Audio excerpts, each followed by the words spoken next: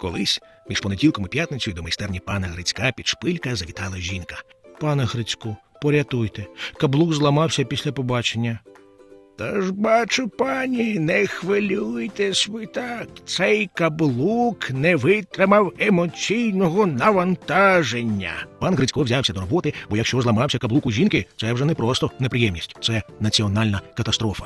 «Я не чарівник, я підшпилькар, а взуття, то знаєте, воно як людина. Якщо тищить і скиглить, несіть на ремонт.